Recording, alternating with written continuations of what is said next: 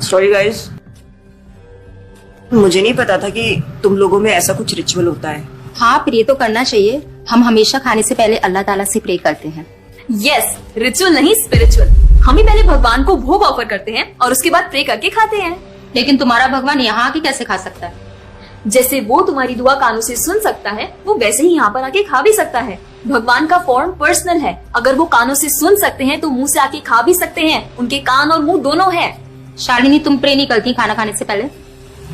नहीं, लेकिन मेरे चाचा ने एक बार कहा था कि हमको वो गॉड ऑफ फूड को और फार्मर्स को थैंक यू बोलना चाहिए।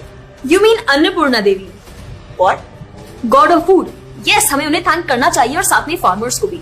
But I believe in watering the roots. देखो, हम हमेशा क्रिएशन को तो अप्रिशिएट करते ही हैं, लेकिन हम क्रिएटर को ना अप्रिशिएट करना भूल जाते हैं। अभी सोचो, पानी ना हो, हवा ना हो, उपजाऊ मिट्टी या धरती माँ ना हो, तो फार्मर क्या कर लेगा? So I believe that we should be thanking the Creator, the Lord, who is providing us with all the basic necessities. Point. अब तुम किस किस को थैंक करेगा? वैसे भी तुम्हारे 33 करोड़ तो देवी देवता है। बताओ, किस किस को थैंक करेगा तुम? और शांडी, तुम बताओ, तुम किस गॉड को मानता है? मैं ऐसे किसी गॉड को नहीं मानती, लेकिन I think Shiva is a big god. See, I am very sorry, but आपने अपने वो बड़े भगवान का स्टोरी तो सुना होगा ना, जहाँ वो अपनी मरी हुई वाइफ को शोल्डर पर लेकर पूरे इंडिया का चक्कर लगा रहा है। अब तुम मुझे बताओ, जो गॉड अपनी वाइफ के मरने पे ऐसे कॉमन मैन की तरह रोता है, वो गॉड हो सकता है क्या? अच्छा, may be, I don't know much about this story, but he is very famous and north में तो राम जी भी बहुत फेमस है ना। उनका स्टोरी तो तुमको पता होगा ना, सबको पता है। उनकी वाइफ को रावण ले गया था। हाँ, पता है। अब तुम मुझे बताओ, वो गॉड है? वो अपनी वाइफ को भी अकेला नहीं बचा के ला सकता। उसको अपनी वाइफ को बचाने के लिए भी वानर सेना की हेल्प चाहिए, और उस वानरों को भी तुम पूछता है। I am sorry. और गीता, तुम कृष्ण को मानती हो, और वो तो हर लड़की के साथ रासलीला करते रहते थे। ऐसा कैसा कैरेक्टर है गॉड का जिसे हर लड़की से प्यार हो जाता है? और वो खुद डर के अपना जन्मस्थान छोड़कर चले गए थे। गॉड को कभी डर लगता है क्या? और जिसे खुद डर लग रहा है, वो तुम लोग की हेल्प कैसे करेगा? शिट यार, this is so complicated and confusing. It is confusing because you are following the wrong path. It is very beautiful and sacred. I will show you the right path. Enough, Asifa. I know what you're trying to do. And Shalini, कुछ भी confusing नहीं है। You know what the problem is कि तुझे पता ही नहीं है, क्योंकि तूने आज तक शास्त्र ही नहीं पढ़े हैं। तो पता कैसे चलेगा कि क्या सही है और क्या गलत? जन्म कर्म च मे दिव्यम एवं योवेति तत्वतः त्यक्त्वा देहम पुनर्जन्म नैति मामेति सो अर्जुना। भगवान की लीलाओं को समझना इतना आसान नहीं है। उसके लिए शास्त्रों का अध्ययन करना पड़ता है, और वो भी एक प्रामाणिक गुरु के अंडर रह के उनकी शरण लेके। अब अगर तुमने शास्त्र पढ़े होते तो तुमको ये पता होता कि शिव जी ने जो इमोशंस उसमें दिखाए थे वो शोक नहीं, विरह था। विरह विरह दोनों सेम नहीं होते क्या? Let's start from the basics. शोक इज मटेरियल एंड विरह इज स्पिरिचुअल। शोक ना दुख की अनुभूति कराता है, whereas जो विरह है उसमें जो सेपरेशन की फीलिंग होती है ना, वो सुख का अनुभव कराती है। भगवान भगवत गीता में ना शोक करने वाले व्यक्ति को मूर्ख बताते हैं। गतासुम अगतासुमश्च नानुशोचन्ति पंडिता। A wise man never laments for the living not for the dead. Bhagavad Gita chapter 2 text 11। अपनों की मौत पे आंसू बहाना शोक है, लेकिन वही रामायण देखते देखते जो आंसू निकले ना, वो विरह है। विरह, और ऐसे विरह से हमारा भगवान के प्रति प्रेम बढ़ता है। तो जिस तरह से शिव जी ने विरह को दिखाया था, उसी तरह राम जी भी सीता मैया के जाने के बाद विरह में भटकते हुए रो रहे थे। और यही नहीं, सीता देवी इतनी प्योर है ना कि उन्हें राम जी के अलावा कोई टच भी नहीं कर सकता था। रावण जिनको लेके गया था वो छाया सीता देवी थी। असली सीता देवी तो अग्नि में समा गई थी, और वो अग्नि परीक्षा के वक्त बाहर आई थी। और आसिफा, तू क्या बोल रही थी? भगवान राम को अपनी पत्नी को बचाने के लिए वानरों की मदद लेनी पड़ी थी। I mean, God is all powerful, right? हाँ, I mean, वो अकेले भी तो मार सकते थे ना। यार शालिनी, अगर तूने कभी रामायण पढ़ी होती तो तुझे पता होता, जब खर और दूषण आए थे अपने 15,000 ऐसे दानवों के साथ जो इंसान को खा जाते थे, उन सब के साथ राम जी ने अकेले बिना किसी की हेल्प के उन सबके चिथड़े उड़ा दिए थे। अब ऐसे राम के लिए रावण को मारना मुश्किल है क्या? हाँ, लेकिन बाद में वानरों की हेल्प क्यों ली? उनको अपनी सेवा में लगाने के लिए, उनकी ग्लोरीज बढ़ाने के लिए। अरे उन्होंने तो एक छोटी सी गिलहरी तक को अपनी सेवा में लगा लिया था। What? कभी पढ़ा हो तो पता हो ना।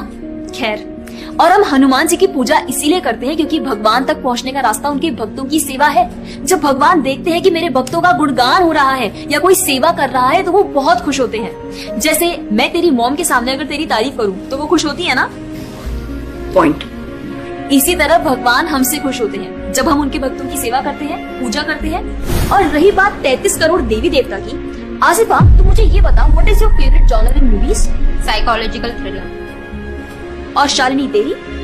Romantic and comedy. एग्जैक्टली। जैसे हर किसी का अपने नेचर के अकॉर्डिंग फेवरेट जॉनर होता है, वैसे ही भगवान ने हर किसी के नेचर के अकॉर्डिंग व्यक्ति के लिए उसके नेचर के अनुसार वेद और पुराण दिए हैं। और उन्हीं पुराणों को फॉलो करके लोग अपनी देवी देवता की तरफ अट्रैक्ट होते हैं। और ये सभी देवी देवता भगवान की ही सेवा कर रहे हैं।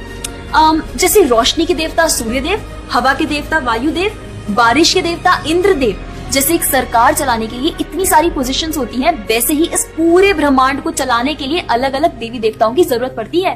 तो मतलब वो अपनी पोजीशन का मिसयूज करेंगे, किसी भी लड़की के साथ कुछ भी करेंगे, रास लीला करेंगे। Stop it Asifa, now you are crossing the line. तुझे पता ही क्या है कृष्ण के बारे में? जो लोग बोलते हैं कि कृष्ण करे तो रास लीला है, हम करें तो कैरेक्टर ढीला है, उनको बोलो पहले भागवतम पढ़ ले। ठीक रास लीला से पहले भगवान ने गोवर्धन उठाया था। उनको बोलो पहले जाके गोवर्धन पर्वत उठाए। पैदा होते ही पूतना को मारा था, बच्चे से एक मच्छर नहीं मारा जाता। When he was crawling, मुख में ब्रह्मांड दिखा दिया था। तू अपने मुंह में अपना ये हॉस्टल ही दिखा दे आसिफा। क्या तुम जानते हो द्वारका में भगवान श्री कृष्ण की 16,108 रानियां थी और सबके अलग अलग महल थे और हर एक महल में श्री कृष्ण सबके साथ होते थे एक ही समय पर। रोज सारी रानियां कृष्ण से खुश थी और उन सब की जरूरतें कृष्ण पूरी करते थे। क्या किसी नॉर्मल से इंसान के लिए ये सब संभव है? आज के टाइम पे तो एक ही नहीं संभलती, लेकिन उस टाइम सारी रानियां एक दूसरे के साथ खुश थी और उन्हें खुश कृष्ण रखते थे। क्यों? क्योंकि वो भगवान है। और रही बात ब्रज की गोपियों के साथ रास लीला करने की, तो इतना जान लो कि रास लीला के टाइम पर करोड़ों गोपियां थी और कृष्ण पूरे टाइम हर एक गोपी के साथ मौजूद थे और उनके साथ डांस कर रहे थे एक टाइम पे करोड़ों गोपियों के साथ। ये सब बहुत डीप लीला है और ये सब तभी पता चलेगी जब साधुओं के संग में रह के शास्त्रों को पढ़ा जाएगा। हवा में तीर चलाने से या सुनी सुनाई बातों पर यकीन करने से कुछ नहीं होने वाला। और रही बात अपने भक्तों को बचाने की, तो भगवान ने तो अपने भक्त परीक्षित महाराज को गर्भ में बचाया। 5 साल के प्रहलाद महाराज के लिए नरसिंह अवतार लेकर आए और उनको बचाया। यहाँ तक कि वो अपने गुरुदेव सांदीपनी मुनि के बेटे को मरने के बाद वापस लाए और उनको जिंदा किया। आई एम रियली इम्प्रेस्ड यार। हिंदू होते हुए भी मुझे फैक्ट्स पता ही नहीं थे। मेरे पेरेंट्स ने मुझे कभी इन सब चीजों के बारे में बताया ही नहीं। हाँ, पेरेंट्स की तो गलती है, लेकिन हम भी तो वही कर रहे हैं जो उन्होंने किया। We are not learning about our culture, not reading Ramayan, Mahabharat और भगवत गीता। आजकल तो ये सब कुछ रीड करना बहुत इजी भी है यार। Everything is available on our phones, and the problem is that we don't want to learn। और इसीलिए हमें कोई कुछ भी बोलता है और हम उसे मान लेते हैं और अपने बिलीफ को चेंज करने के लिए रेडी हो जाते हैं। एक्चुअली में पता है, किसी का हार्ट ट्रांसफॉर्म करना है तो प्यार से करो, ज्ञान से करो, पैसे और तलवार से नहीं। और अब बारी आपकी है। अगर आप भी चाहते हैं कि कोई एड़ा गेड़ा नत्थु गेड़ा अगर आपको कुछ भी ना बोल जाए, आपका बेवकूफ ना बनाए, तो जाइए और अपने कल्चर के बारे में जानिए, ग्रंथ पढ़िए और अपने बच्चों को भी पढ़ाइए। जाकर इस वीडियो को जितना हो सके उतना शेयर करिए ताकि कोई और लड़का या लड़की इस केरला स्टोरी का शिकार ना बने। और हाँ, इस वीडियो को लाइक करें और भक्ति टुडे चैनल को सब्सक्राइब करें।